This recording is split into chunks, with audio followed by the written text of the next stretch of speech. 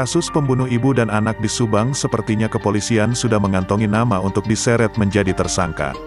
Namun sebelum lanjut, pastikan jari Anda sudah menekan tombol subscribe, dan aktifkan tombol notifikasinya ya. Jika sudah, mari kita lanjut. Dari 69 saksi yang sudah dihadirkan pihak kepolisian buat dimintai keterangannya, terkait kasus Subang, salah satu identitas dicurigai dan akan ditetapkan menjadi tersangka.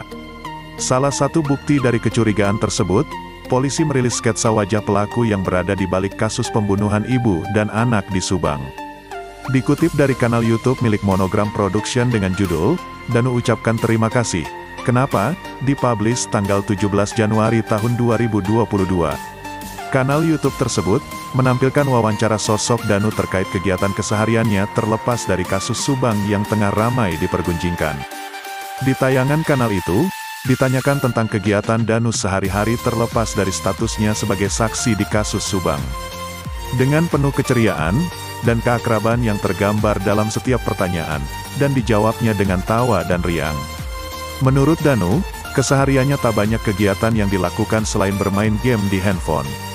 Untuk saat ini, saya tidak banyak hal yang dilakukan, yaitu tadi main game, jalan-jalan dan bikin konten, ucap Danu.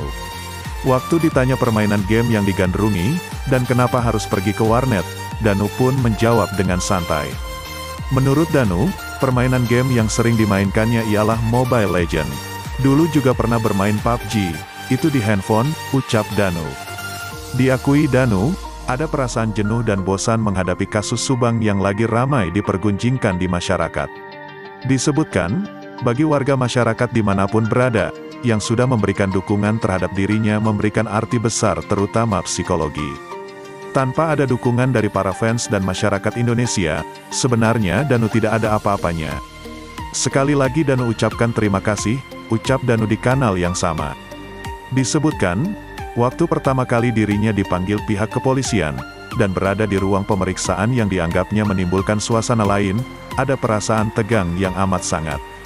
Jujur saja saat itu sangat tegang berada di ruangan yang sebegitunya dengan seragam kepolisian, ujarnya.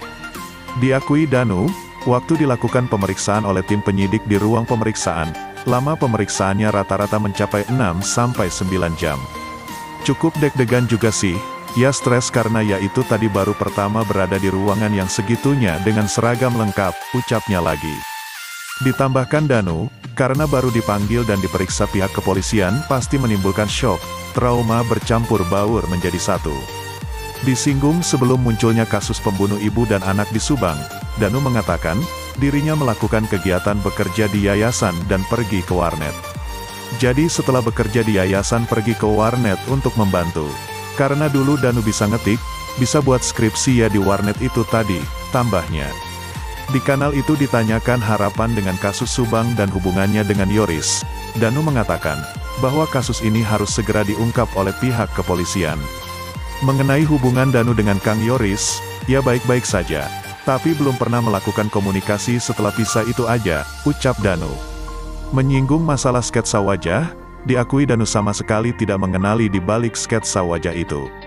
Yang pasti itu adalah trik polisi dalam mengungkap pelaku di kasus ini. Lagi pula polisi Indonesia kan sudah pada canggih-canggih kemampuannya, ucapnya lagi.